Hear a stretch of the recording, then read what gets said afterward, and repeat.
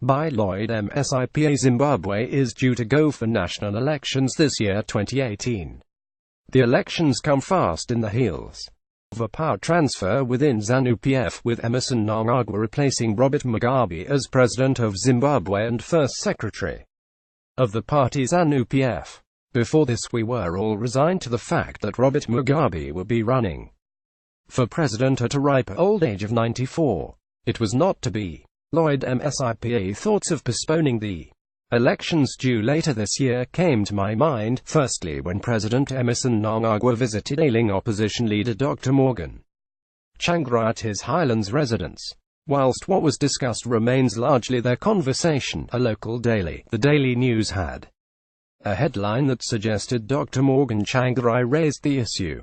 For me, whoever raised the issue is not important, but that Zimbabwe, we need to have this conversation. As I thought about it further, it dawned on me that an election postponed with the agreement of all the stakeholders may actually be in the national interest. What good will it do us as a country to rush into an election that may result in a disputed outcome, considering the abnormalities that face Zimbabwe? Will it not be prudent for the political parties, civic groups and the generality of Zimbabweans to work out and agree on a national roadmap in the national interest? The reality of Zimbabwe economically and politically doesn't speak of a country that is ready for elections.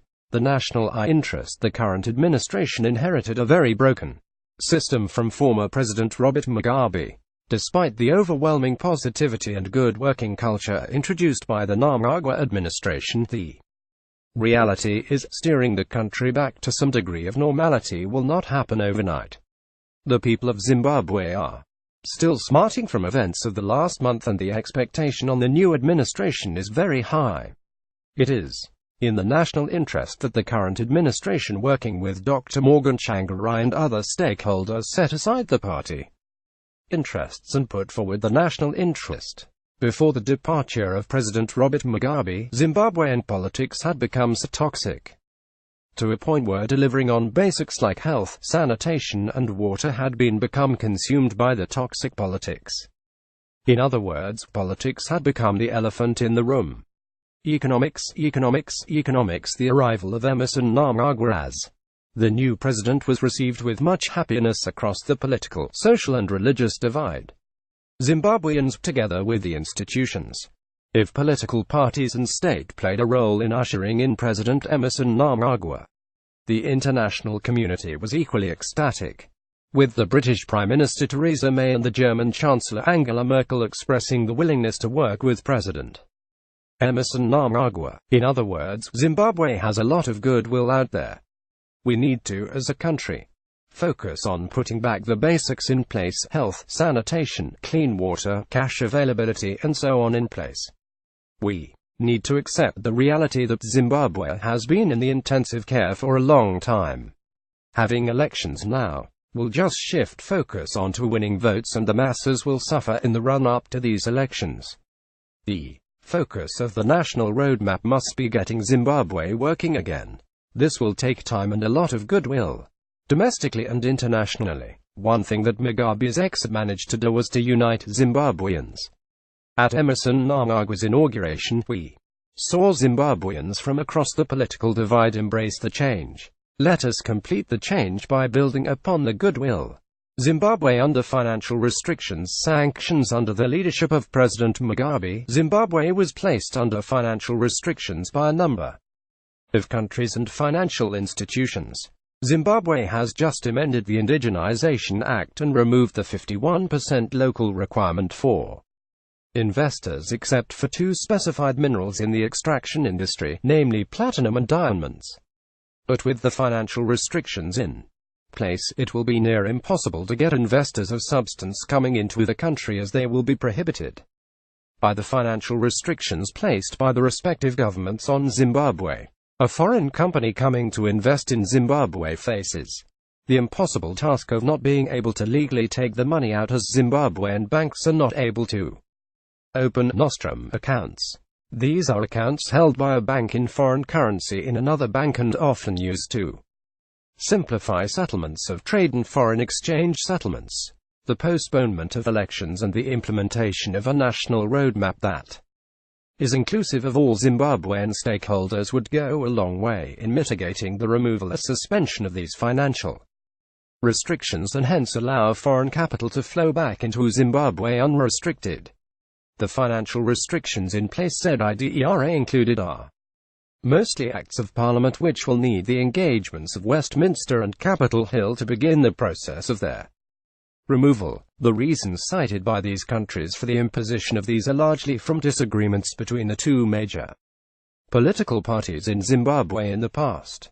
The day the leaders of MDCT and ZANU-PF get on an aeroplane together heading for London and Washington will be the day Zimbabwe turns a corner. Until then we shall continue to play hide and go seek with the people's lives.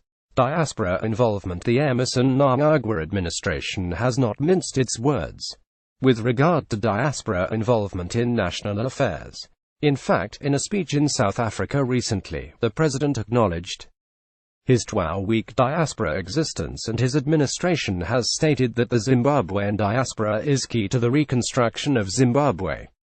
The Zimbabwean diaspora has been key to the survival of Zimbabwe through its remittances for many years. The new administration needs to further harness the potential of this constituency. At the same time, the administration has to realize that there can't be taxation without representation. The right to vote of all citizens is key to the legitimacy of the Emmerson Mnangagwa administration. Another key reason for postponing elections. The laws that prohibit the diaspora citizen to vote need to looked at again with a view to allowing them to vote. Since the arrival of President Mnangagwa at the helm of Zimbabwean politics, ZANU-PF membership in the diaspora has grown exponentially. In the last few months, Rwanda put in place facilities for its citizens to be able to register and vote at its embassies. Properly approached, Zimbabwe can do the same. President Emmerson Mnangagwa is on record of wanting a free and fair election. What better way to start? Sit down with all stakeholders, agree on a roadmap, go to Parliament, amend the constitution to allow the postponement of the election and put in place all these other rights that can potentially put Zimbabwe on a trajectory that will transform it into the Singapore of Africa in 10 short years. Zimbabwe is sick. Corruption efforts by the Emmerson Mnangagwa administration to curb corruption and sleaze in high offices is to be applauded. But more can be done. The sentiment at the moment, if you ask any Zimbabwean on this matter, is that those arrested seem to be those who were aligned to the G40 faction led by former First Lady Grace Mugabe, former Higher Tertiary Education Minister Professor Jonathan Moyo and former Local Government Minister Saviour Kasukuwea. It is important that justice be done, but more importantly, it must be seen to be done. The corruption clean exercise and the introduction of a new culture in financial discipline requires all stakeholders on deck. An all-stakeholders approach to this social illness will send the right message to those that seek to help Zimbabwe work again. The anti-corruption drive must not be premised on retributive justice, but more on restorative justice. After all is said and done, perception is everything. The message we send out there is important. A new culture of financial discipline has to be introduced into our public and private corporations. The government needs to carry out a lifestyle audit of all its public officials and the outcome publicized. That way, if the public officials' situation changes, it is on record. ZANU-PF and MDC not ready for elections. The postponement of the elections is not only in the national interest, but it is also in the interest of both the two major political parties, ZANU-PF and MDC. Both political parties have a lot of housekeeping to do ahead of any elections. I read in a local daily that by proclamation, the president of Zimbabwe may direct a snap election for June this year. As a student of politics, my understanding is that there is no such thing as a snap election. An election is an election. There is downside to holding this snap election for both political parties. For ZANU-PF, it is important that they remember that the people of Zimbabwe are still smarting from some of the bad policies of former President Robert Mugabe that resulted in cash shortages, erratic electricity supply and a poor heath delivery, the punishment thereof may be visited upon Mnangagwa's ZANU-PF by the electorate at the elections. It is important to allow the good work that ZANU-PF is doing be accepted and be understood by the people. Most of the leadership in ZANU-PF are still struggling to come out of the Mugabe political culture as seen in the work ethics. And this will take time. On the MDC front, it is clear that an election will not be in their interest either. The fact that they have leadership issues to sort out at the backdrop of a terminally Dr. Morgan Tsvangirai is clear for all to see. Some trivialize the leadership vacuum presented by the illness of Dr. Morgan Tsvangirai. MDC has 3 vice presidents, of which only one is an elected vice president, that is Thokozani Kope. Under the MDC constitution, she should be the acting president. Nelson Chamisa is a Dr. Morgan Tsvangirai appointee, parachuted into vice presidency by Dr. Morgan Tsvangirai despite losing to Douglas Mwanzora in the last internal election. Elias Mudzuri is equally an unelected vice president. So, the dynamics in that party are many and the resolution of these and the party's state of readiness for elections in a few months is in doubt. Conclusion: Zimbabwe, let us have this conversation in the spirit that I presented here. This is not about entrenchment of any individual, or the thrashing of the constitution as some may want to conclude, but a genuine concern that Zimbabweans have been very polarized for a long time. We have just been united by one event, the removal of former President Robert Mugabe, and we need to build on the social cohesion presented by this. Zimbabwe, we have a lot of issues that are outstanding as a country. It is my fear that should we rush to have elections as directed by our constitution, we may end up back to where we were with a disputed outcome. If we are truly going to do things differently, we need to begin here and now. Let us have the legislators across the political divide agree on a motion to postpone the elections for a defined time. Get all hands on deck and fix Zimbabwe. After a few years we can have our elections with competition based on policy issues and not on tribalism, nepotism or patronage. My thoughts.